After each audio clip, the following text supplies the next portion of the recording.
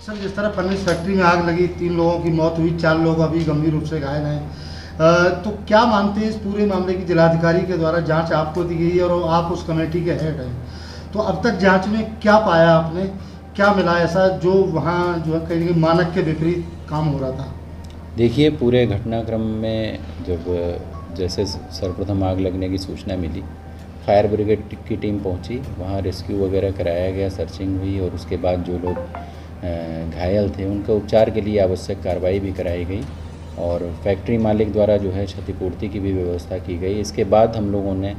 जांच टीम के माध्यम से वहाँ पर जो खामियाँ थीं, एक संयुक्त टीम के माध्यम से जांच कराई गई, उसमें कुछ संरचनागत कमियाँ पाई गई और कारण उसका फर्नेस का यह रहा कि जो काफ़ी हाई टेम्परेचर जो हो जाता है किन्हीं कारणों से, या चाहे वो वर्जित पदार्थ हों उनके कारणों से हो जाता है, या फर्नेस खाली रहे और उसमें आयरन ओर वगैरह, जैसा कि कारखाना निदेशक जो सहायक निदेशक हैं उनके द्वारा बताया गया, जब वो नहीं रहता है तो उससे उच्च तापमान के कारण ब्लास्ट हो सकता है। ये फैक्ट्री जिस तरह से जो फायर की जो प्रोविज़न जो उस पर चल रही थी 2 वर्ष से, इसके पास फाइनल वो नहीं थी, एनओसी नहीं थी, क्या इस तरह की खामियां मिली? नहीं, फायर इनके पास एनओसी, प्रोविजनल एनओसी इनके पास थी और इसके अलावा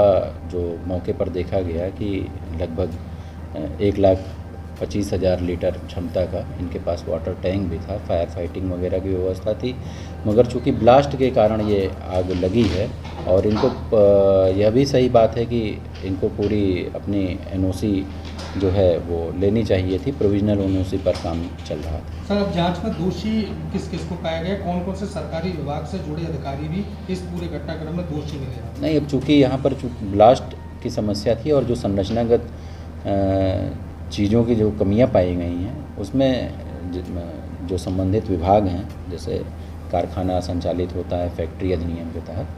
तो उनके जो अधिकारी हैं उनसे जो है स्पष्टीकरण दिया जाएगा। नहीं तो क्या समय समय पर, जैसे 2 वर्ष से वो फैक्ट्री चल रहा थी, क्या समय समय पर उन अधिकारियों के द्वारा उस फैक्ट्री का निरीक्षण नहीं किया गया, जो कमियां उसमें पाई गई, और कौन कौन लोग आपकी टीम में शामिल थे? देखिए, फैक्ट्री का जो जांच होता है वो शासन द्वारा जो एसओपी तय की गई है उसके आधार पर होता है और अभी हमारे यहाँ 4 फैक्ट्री है।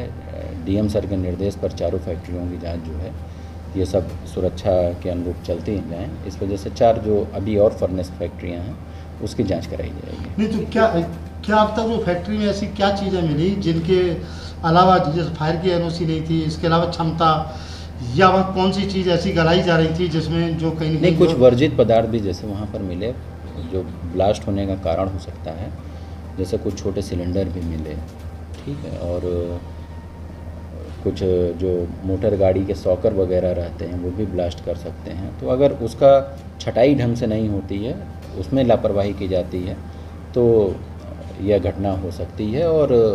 इसलिए हम फैक्ट्री में कार्यरत लोगों के बयान भी लिए हैं और जो भी उसमें दोषी पाया जाएगा उसके विरुद्ध कार्रवाई की संस्तुति। जिस तरह फैक्ट्री मालिक की तो कोई भूमिका सामने आ रही है तो इसमें घटनाक्रम में कोई दोष उसका तक कोई नहीं, अब चूँकि फैक्ट्री अधिनियम के तहत जो फैक्ट्री का संचालक है उसका दायित्व बनता है कि वो पूरी चीज़ों के मानक के अनुरूप ही फैक्ट्री चलाए, तो निश्चित तौर पर दायित्व तो अब कार्रवाई किस तरीके की सर अमल लगाई जाएगी? मिल प्रबंधन के खिलाफ कोई मुकदमा या अन्य कोई कार्रवाई किस? 3 जान गई है, 4 जान अभी कहीं जूझ रही है। नहीं, नियमानुसार कार्रवाई जो है अभी कराई जाएगी। इस जो कमियां मिली हैं उसमें कितनी सजा तक का प्रावधान की जो उनका पालन नहीं किया जा रहा? इसमें जुर्माने और सजा का प्रावधान है, तो जो भी सुसंगत चीज़ें हैं उसका हम संज्ञान लेकर आवश्यक कार्रवाई संबंधित विभाग के माध्यम से करेंगे।